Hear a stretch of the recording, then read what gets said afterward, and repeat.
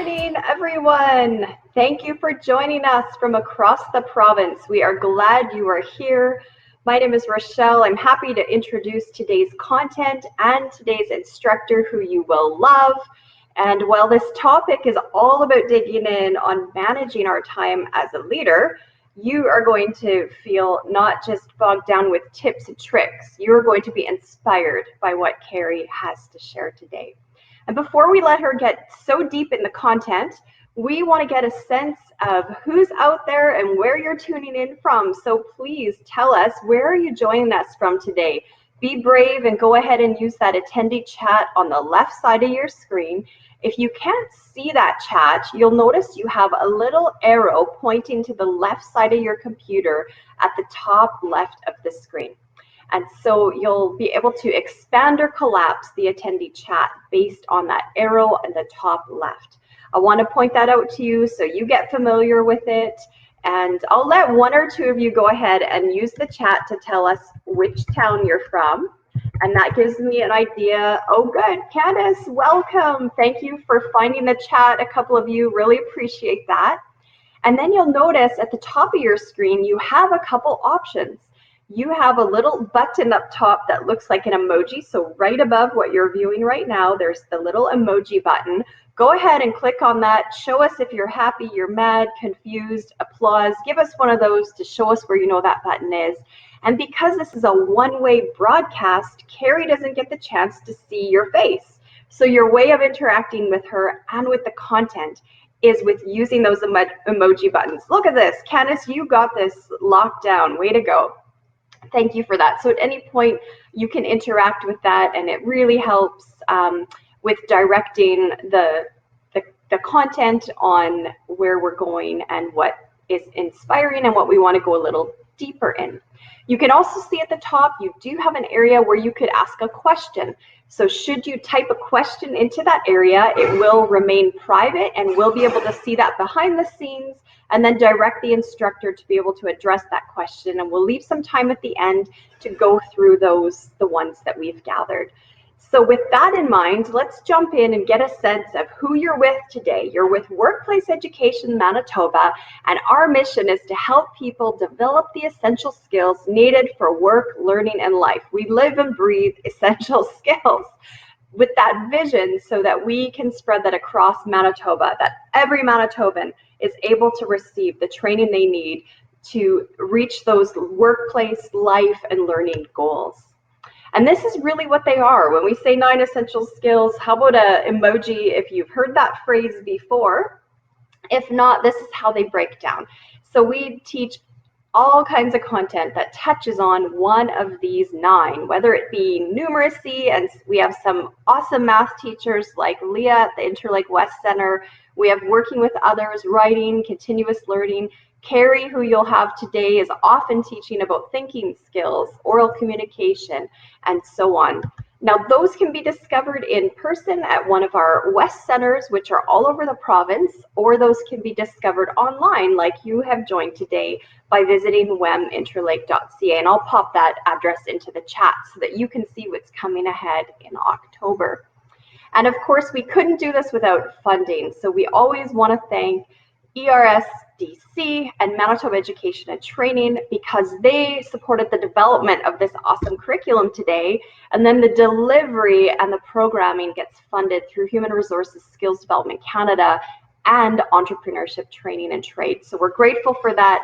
And if you're curious about more, definitely visit us at that website that you see on our page. Now, you have come to a great, great day, because you get to get inspired by Carrie Mealy-Holmes.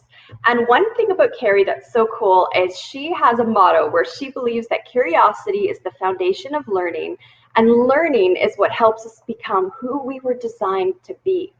With over 10 years of field experience, she understands about building trust and creating environments in the workplace where people feel truly safe to engage and ask questions. So you'll find if you get to do an in-person workshop, especially with her, you're going to find group engagement is so key.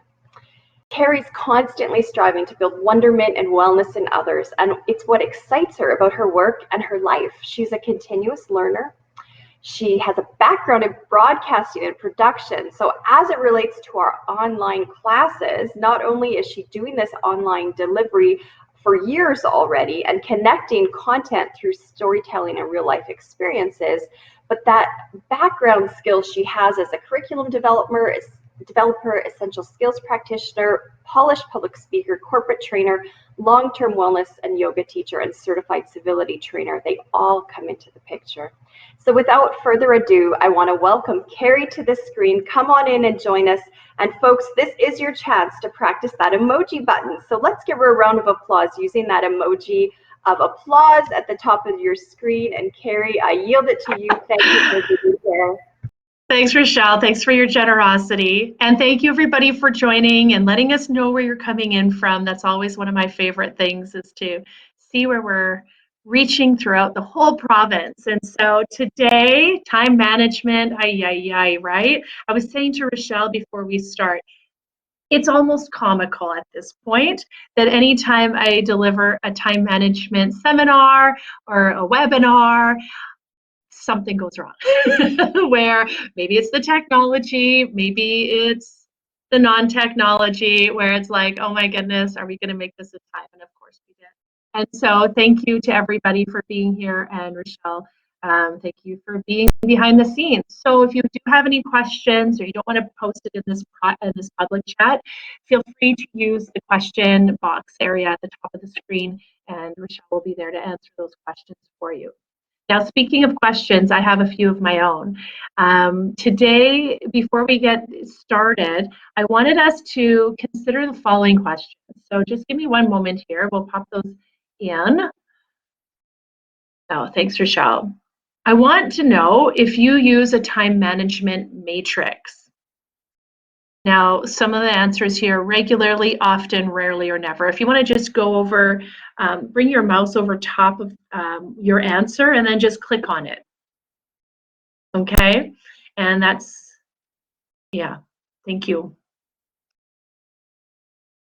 You guys have got it. Appreciate it. Gives us an idea of where we're at today, right? Where we're working towards. Some yes, some no. Anybody else? You can see that it's done anonymously. And yeah.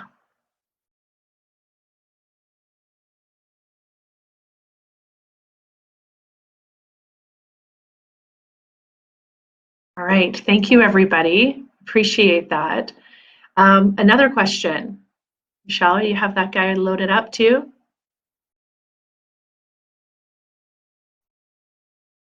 Okay, I recognize the correlation between time management and profit. How do we feel about that one?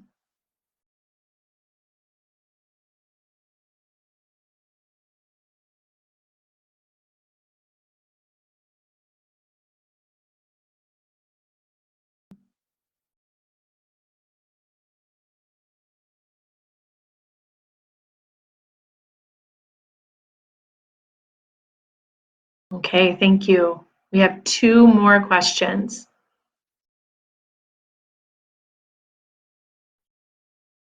I am an effective delegator. I threw in the word effective to get really juicy here, friends. Yeah. Sometimes I think we are asking the wrong person these questions. We should be asking the people around us. All right, one more question for you guys, and thank you for your patience, and thanks, Rochelle, for popping these in. I can self-motivate and know how to avoid procrastination.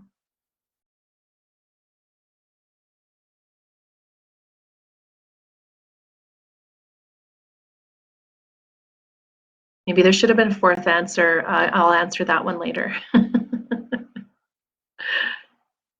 It's an interesting one. Yes. Oh my gosh. Okay, maybe you should be delivering this. Well, we like to say here that most individual in the workplace time management is challenging. But do I do this? Right. Okay, good point. Good point. We may know how, but are we actually putting it into practice? And that is really the biggest question, isn't it? You guys are cracking me up. So why, for most people, and I'm not saying us, obviously, but for most people, we say that time management is challenging. Why do you think that is? Maybe I'm trying to shift the blame to not me.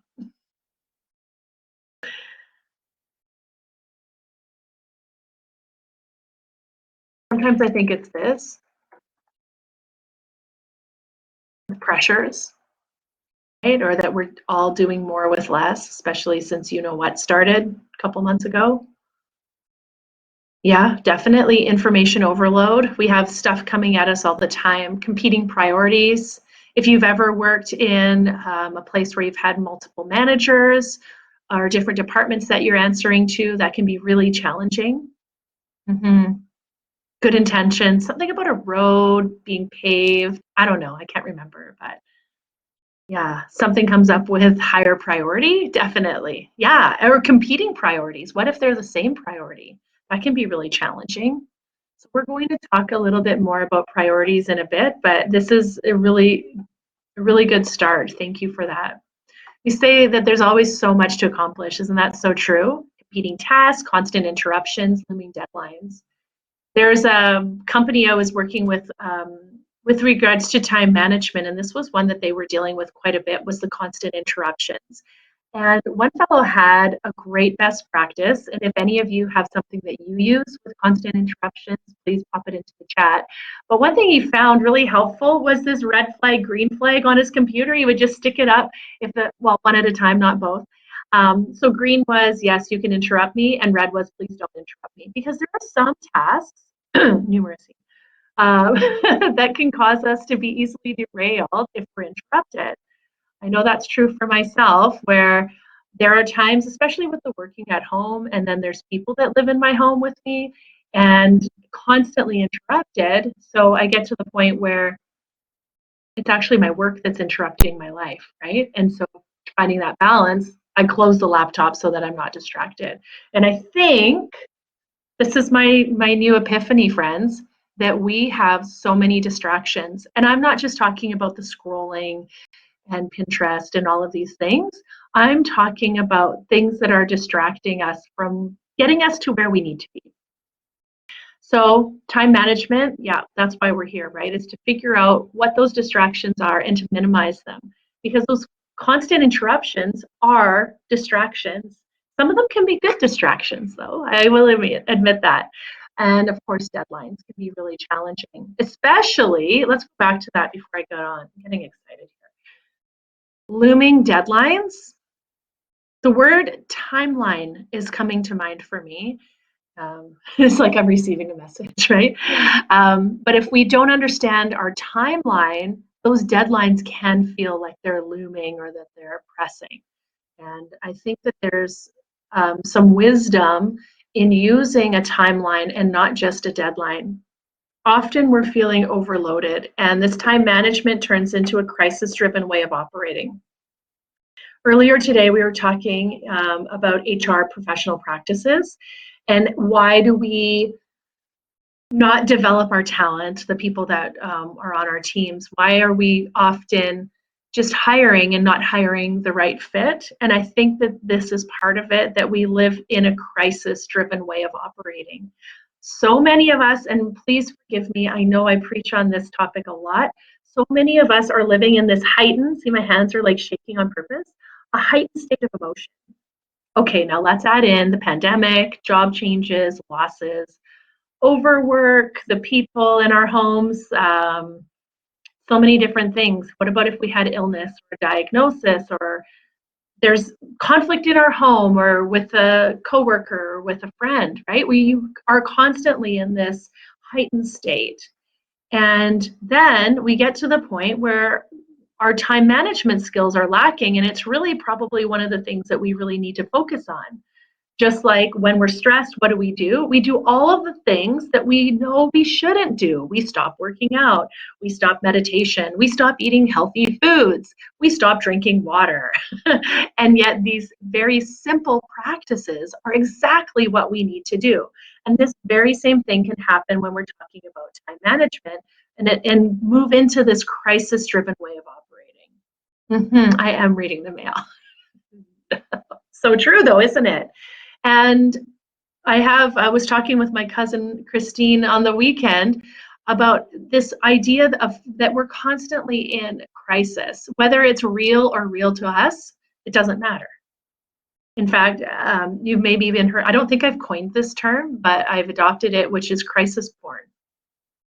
TV shows, let's take a look at if you've ever watched Grey's Anatomy. People love this show. Why? Because it's crisis porn. And we've learned to live in this same type of world where if we're not under crisis, if we're not super stressed out, then we must not be working hard enough. Have you ever found that? Thank you.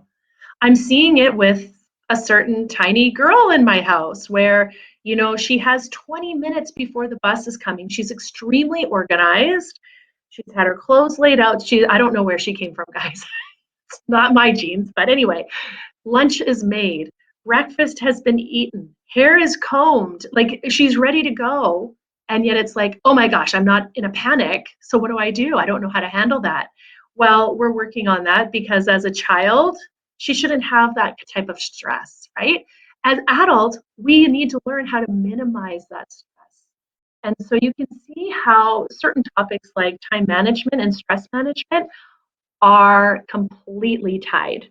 Because if we're not able to manage our stress, we're not able to manage our time, which, if you combine those two, here's some math, stress management plus time management equals self-management. Because we can't change time. Time is finite, right? It's marching along. I don't know if you can see my wrinkles. Whether I like it or not, it's still moving. And so being mindful of how we're spending that time. Now, inside your workbook, and if everybody, thank you, yeah, it's true, isn't it? I popped up at the very top of our chat, so forgive me, I forgot to tell you guys to grab this, is your workbook for this course. Now, if you can go ahead and grab that, we're going to do an assessment in just a little bit. Oh, colleagues are fantastic.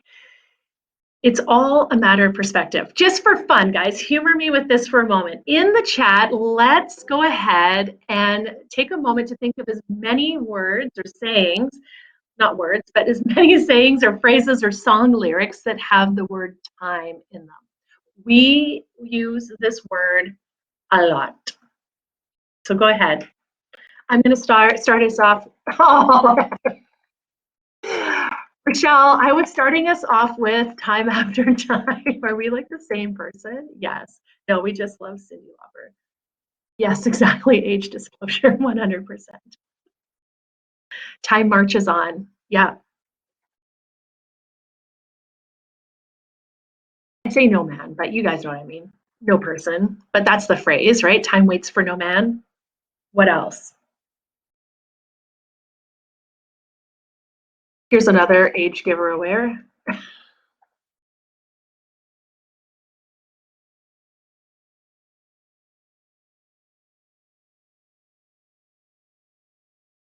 Little dirty dancing there for you. Takes a little time sometimes. Yep. One that our kids are probably enjoying, those of us that have school-age children. Home time. I know I love that. Or when I was in elementary school, it's bus time. I'd be like, yes, this is awesome.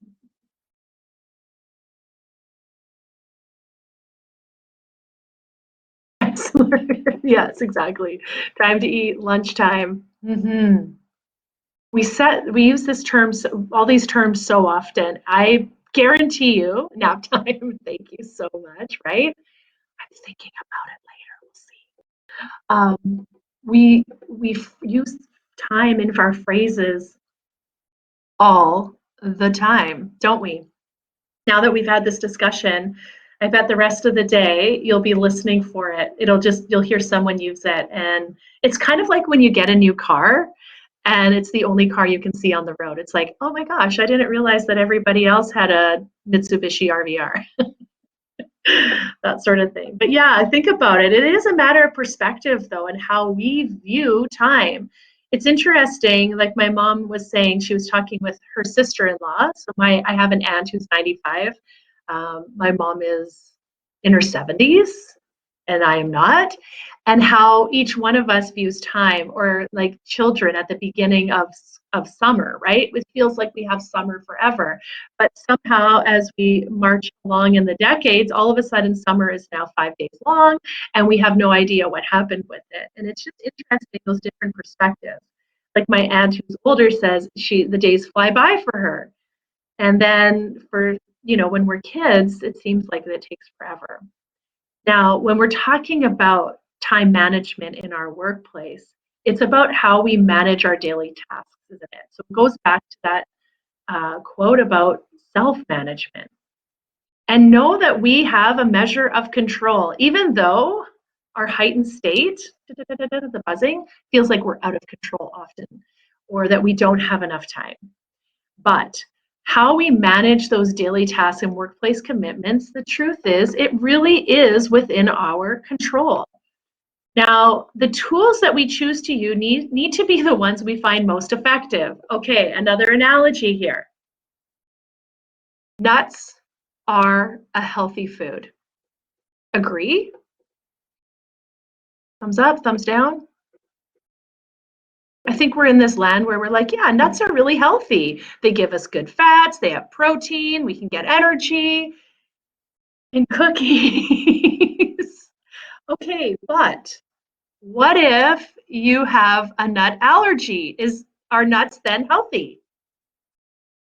Well, no, because they could kill you, right? But it's funny how we do that. We'll say this is healthy, or this is good for me, and this is good, this is good for everybody if it's good for me. And the same thing can happen with time management systems.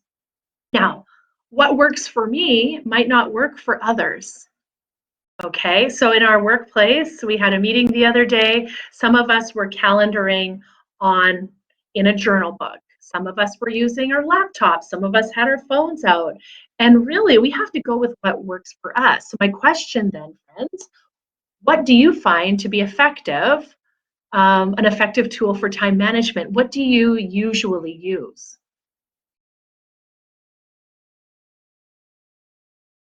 Yes, me too. I was like, who's going to say lists? Yes, definitely. Especially if I'm like, really got to get stuff done and I'm really stuck in that crisis land. Okay, let's make some lists. Definitely.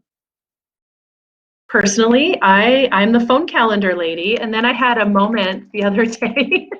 I was like, oh my gosh, what if this solar flare came and knocked out all of the interwebs? I would have no idea where I'm supposed to be. So I do love a paper calendar for that. I also find them pretty, so that's helpful. And yes, we also use a wall calendar in our home because without it, we would be really scattered. I'm finding more and more, especially as the people are older and we have more to manage both in the home, but also outside of the home and in the workplace, how important it is to have those calendars really in sync. So there's another band for you. Yeah, definitely. And really, it truly is about finding what works for you. And just because, here's some relationship advice, just because you've been dating that person for 500 years and you've invested all that time, doesn't mean that it's necessarily a good fit. Kind of like a time management system. Just because we think or someone told us this is what we should use, but we're not using it, if we're not using it, then it's not a good fit. We have to go with what we're using and what's best for us. Our ability to reflect on what we're doing, what is working and what is not, and the action changes that we then choose to put in place will help us become more skilled in time management techniques. So use what works for you. And here's a thought, if you're dropping the ball a lot, it might not be working for you. You may need to find another system. And we're going to talk in just a moment about a few options for that. It's not just about getting things done. It's about getting the right things done. And I would even add it's about getting the right things done right, right? So being able to get things done great. Sure, we can pound through it and just get it done, but did we get it done right? And did we accomplish what we really needed to get done? Oftentimes in a workplace, I'll come in and you'll see desks that are stacked with papers and it just seems really disorganized. And again, as an outsider, maybe it is organized for them, but oftentimes when we have that busy look, doesn't necessarily mean that we're getting stuff done. That's personally why I'm with you, Candace. I love a list because check, it's done, right? We can see and monitor our progress. Mm-hmm. So as I mentioned before, this guy's struggling. You can tell, looks very concerned. We do not make time. Okay, what we do is manage the tasks to fit the time that we have. And we need to then know how much time we need to do those tasks. And like I said, being busy is not the same as being productive. They're two very different things. So within your workbook is a self-assessment. So go ahead, let's take a look at that.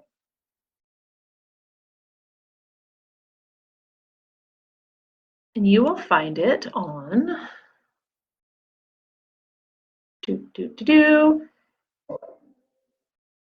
Yes, thank you, page 4. I'm just opening it up. That's awesome. Thanks, Candace. So let's take a moment and just hop back into the chat or shoot me a thumbs up once you've completed. 500 points, hands down, air high fives. Yeah, so I'll be quiet and go ahead and go through the self-assessment. Now, I would also invite you to pull out one of the phrases that stands out to you, for better or for worse, okay? So I'll be silent for a bit and let's go ahead and fill this out.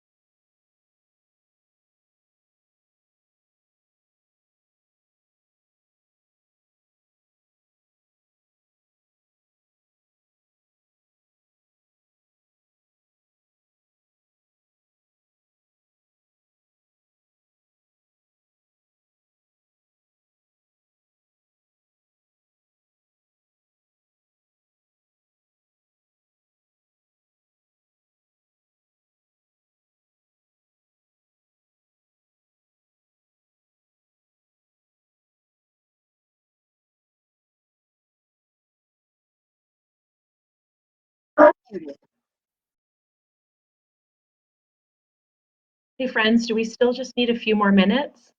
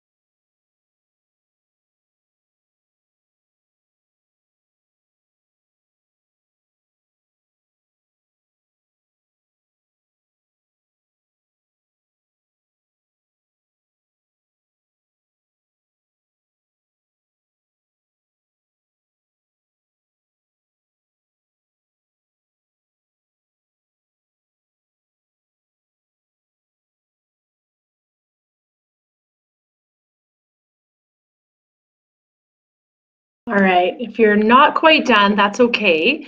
I was curious though, as you went through this assessment, which of the statements stood out to you?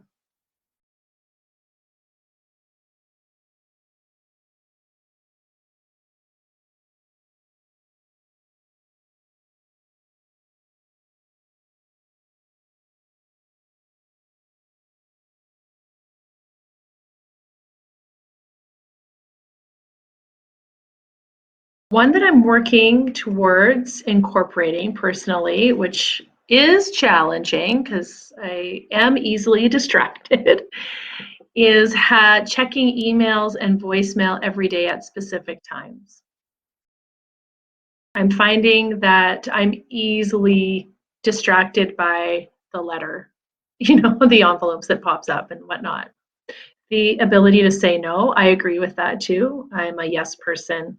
I can do that, no problem. Right? And so we end up taking on more than we can handle, or we push ourselves so that we can accomplish it at the consequence of something else. And this is a good one too, the ability to assertively address interruptions from others. And that's why I love that thing with the red flag and green flag, to be able to have that visual, because some people, we can say it over and over again, actually now's not a good time or something like that. And there are still people that will continue to, talk to us or whatever it is, interrupt. Any other ones that stood out?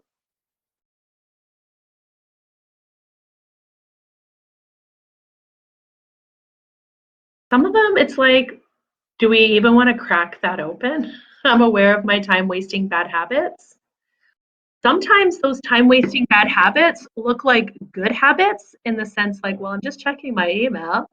But if we're constantly checking it or we're interrupted, those are actually creating bad habits or not setting those boundaries.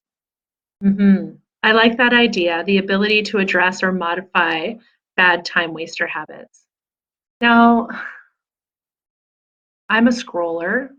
I find it relaxing to just, you know, go through my Instagram feed, just take a chill. But what I've noticed is that it's become a habit.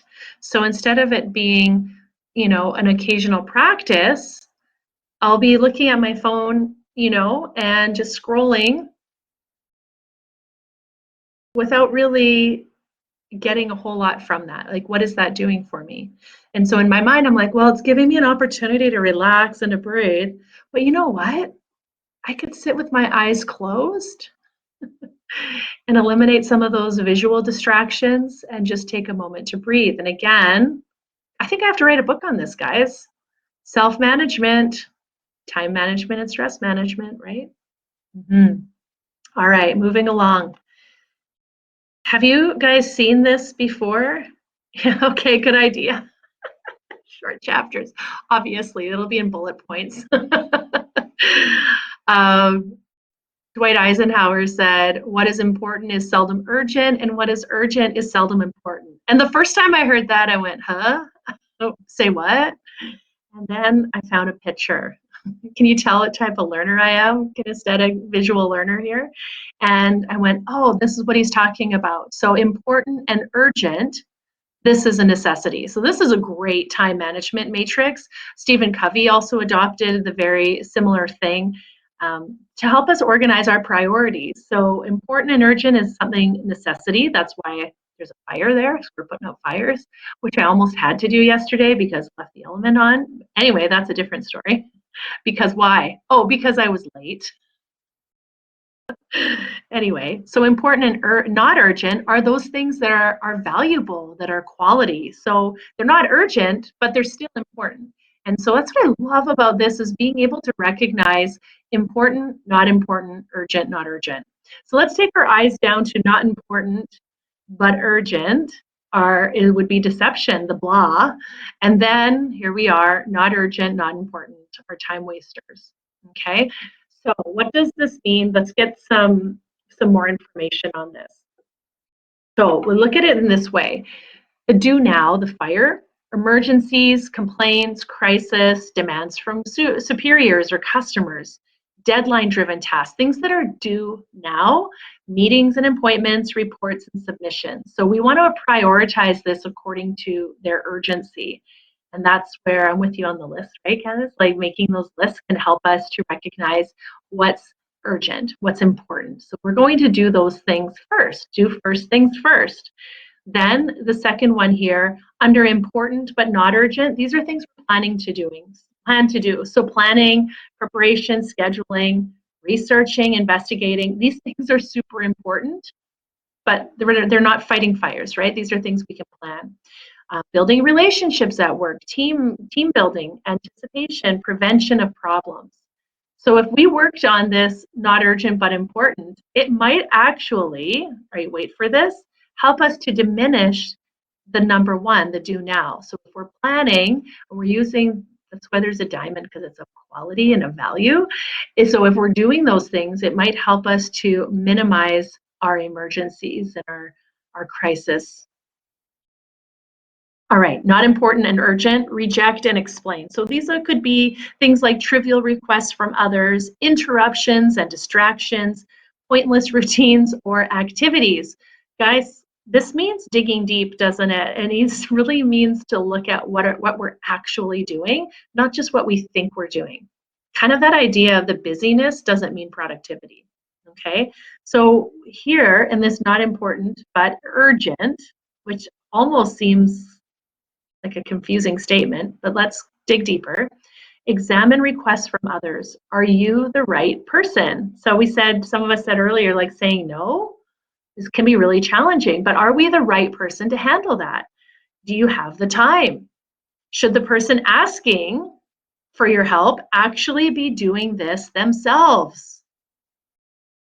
That's a tricky question to ask, isn't it? And for those of us that are used to being busy and are used to saying yes, does saying no mean that we are of less value, that we are not as important, we are not living in our crisis porn anymore, so we don't know what to do with ourselves? Those are the big questions. And so being really careful about those reject and explain. And then, of course, number 4, resist and cease are not urgent and not important, especially in the workplace.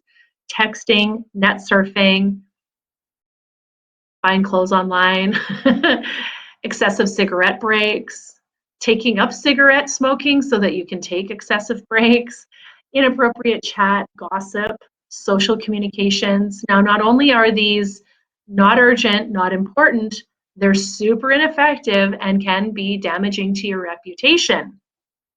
Daydreaming, doodling, and overly long breaks. These activities are not productive. So we want to minimize these or get them out of there completely. That's the truth. So look at it in this way. This is a simplified version. Deal with it, delay it, delegate it, or drop it. So these are our order of priorities. And then we have this magical place called the parking lot. Do any of you use parking lot when you're in planning meetings? Thumbs up, thumbs down.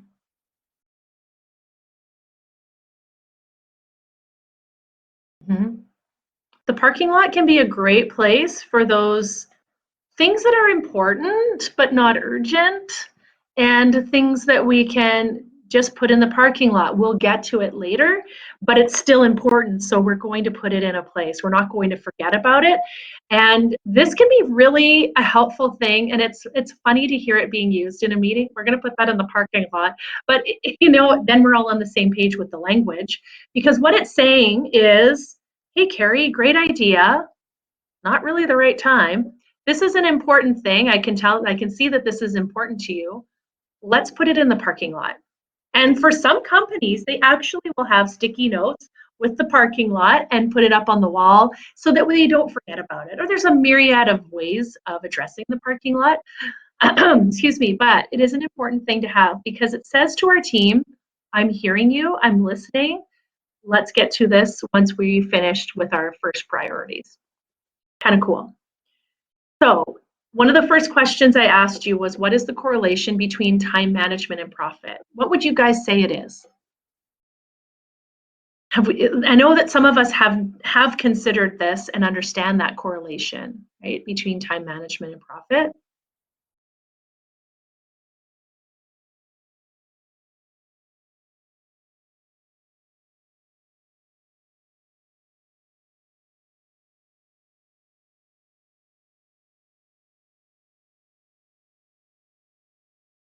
Doing a little bit more math here, guys. Right? If we're effective at managing our time, we're more effective in the workplace, we're getting stuff done, equals profit. Yeah, allowing time to think forward about what is ahead and create new opportunities. What's around the corner? We should always be anticipating our next change. That's one of the things we talk about in our change navigation class. What is the next change coming? And if we're not anticipating that, we may be setting ourselves up for disaster, for that inability to change. Because really, as we're going to learn in just a few moments, time management is also about change. Now, here's something fascinating. The average worker spends up to 45 minutes a day looking for things they already have. Now, it might not be on your desk. It could be in your computer. Does anybody else have a folder called desktop?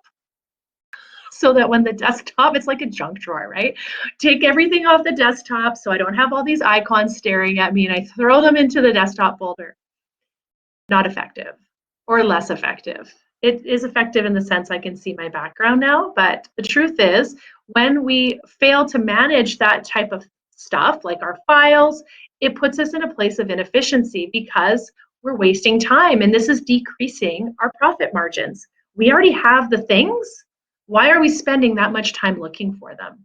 And we know that this decreased profits impacts the company and each employee that's part of the team. So increasing efficiencies, inefficient practice, addressing inefficient practices benefits all. And that's where I mean, like, taking a hard look and going, hey, how could I get better at this? And as leaders, we have the opportunity to provide some feedback, right? Some corrective feedback. Now, addressing those inefficiencies often decreases frustrations and the negative conflict that can result from it. Sometimes we end up with conflict in the workplace because of self-management issues. And that's a truth. It's not always personalities. It's not always a lack of information. It could be from time management as well. So we need to take time to manage time. It's like if you never learned to tie your shoes and you always had someone tie them for you, or you only ever wore, well, I'm actually wearing shoes without laces. But anyway, if you never learned to do that and you always had someone else do it for you, you would never be self-sufficient. And it's the same thing with managing our time. Yes, it takes time at the beginning, but it saves us in the end. It increases those productivities and helps to reduce jobs, errors, and stress. Take time to manage time. Now, We know that this can result in the whole company being perceived as inefficient and unprofessional.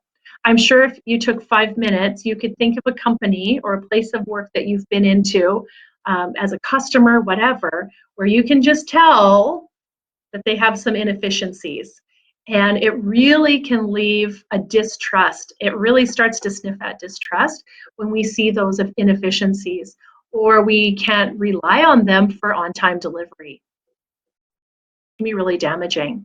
So taking the time to review and improve the processes can not just add us to having profit, but we have the additional benefit of building a solid team. So some of us are working in amazing teams, and it could be that there's a few people pulling us along because they have amazing time management practices, right? We want to build on these simple things like time management to be able to be more effective at our jobs. Fascinating. So the big question for you, your homework today, what are the time wasters and what are time savers that you are currently using and doing? And how can we begin to manage our activities to fit within the actual amount of time we have allocated for these activities? Think about the work that you do. Are you giving yourself sufficient time to do a good job?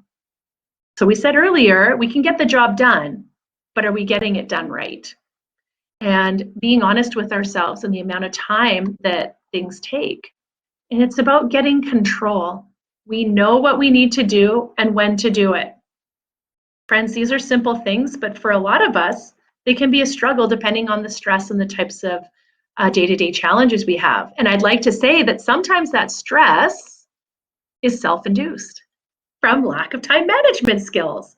We need to know where we need to be and with whom.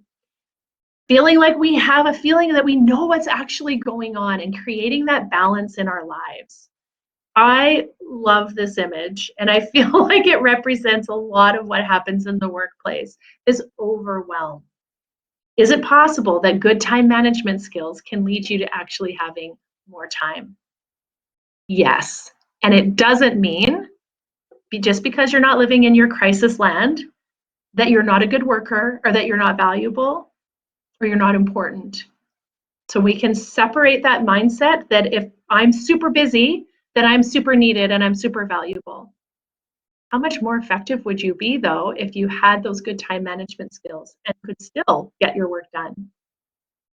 So, how do you manage to make time? What are some of the things that you do to create more time? What are some of those best practices? So, as you're typing those in, I wanted to sniff at delegation. Does anybody use delegation as part of your time management?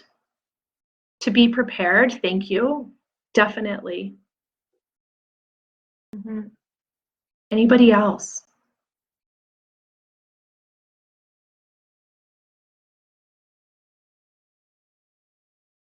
Be prepared. Yeah, absolutely. Great ideas. And I think too, acknowledging, going back to a couple slides ago, acknowledging how much time it takes us to do something. How I do it will be different than the next person. And the time allocated might have to change. Maybe I can get it done faster, but maybe I can't. And the question earlier in the time management matrix, am I the right person to do this? So just going to quickly sniff through this delegation. Some of us have taken some delegation training already, but I wanted you to consider delegation as part of time management and why it's an important skill for us to use, and also to acknowledge why we find it difficult to delegate and when is it a good time to delegate. So let's take a look at these answers. We need to, in the immortal words of my grade 1 boyfriend, Kenny Rogers, we need to know when to hold them and know when to fold them. We need to know when to delegate and know how to do it and know when not to do it. And that is the truth. Me too. I love Kenny Rogers. When my car was broken into, he stayed with me. He was the only CD that wasn't stolen. So that should tell you something.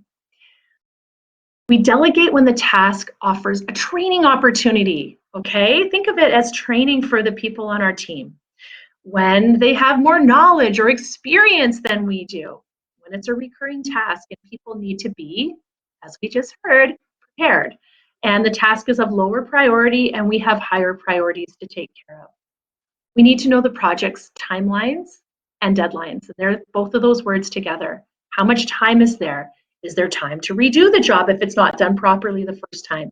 And what are the consequences of not completing the job on time? What are your expectations? We need to clearly indicate what these are. Is adequate good enough? Would a failure be crucial? And how would a failure impact other things? So, how do we delegate? Articulate the desired outcome. Include the people in the process and match that responsibility with the authority. So in order to succeed, we provide adequate support and be able to answer questions, focus on results, build motivation and commitment, and establish and maintain control. Because when we're delegating, it's not just dumping, is it? Inside your workbook, and we, because of my chattiness, have lost time to complete the survey on the 6 levels of delegation, but I have it there for you as a resource. So take a look at it and go through each of those questions and see where you can improve. And remember, like I said, delegation is not dumping, but it is a coaching opportunity. Now, before we close, I want you to consider your energy levels. Do you know when you're most productive?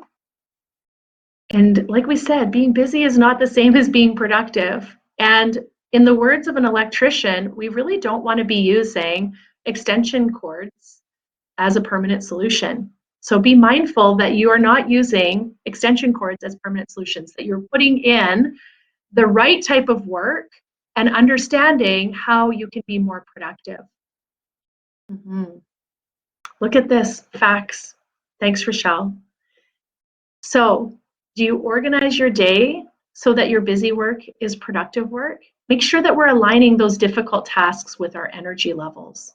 Because some people discover that they're not spending the most time on what they value most. Why? Could be because of procrastination, right? What causes us to procrastinate? I have 3 ideas: fear of failure, fear of success, and perfectionism. And what do you do to get through those moments, years, or lifetime of procrastination? The 5-minute formula. So start a task and work on it for 5 minutes. I love to set a timer. And then that way I know that there's an end to it, especially if it's a task I don't want to do. And working with your energy. And sometimes I have a little reward for doing those tasks. Yes, I am a 12-year-old boy. As I mentioned before, sometimes we are resistant to change, and that is what is holding us up in our time management. Now, before we conclude, I would love for Rochelle to, if you could pop in those polls. I have a few questions for you, friends. So remember that when we're talking about procrastination, we may be resistant to change, and that could be what's holding us back. So based on our conversation today, and it's a short time, I know, have you increased your ability to use a time management matrix? Is this something that you're going to use? And so if you could answer these questions, 25, 50, 75, or 99%, how have you increased your ability to use time management?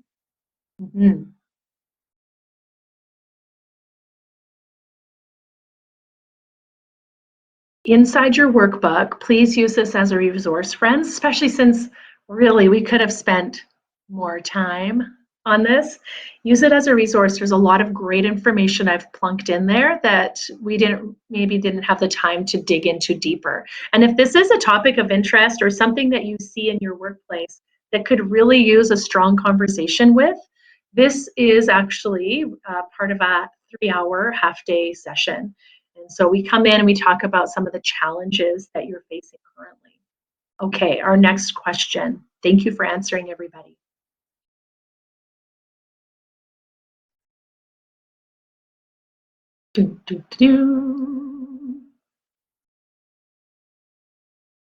I've increased my ability to recognize the correlation between time management and profit by which of these percentages most fits your answer?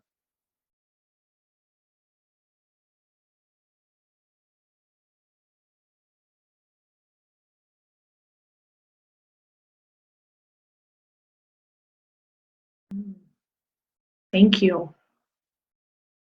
2 more questions.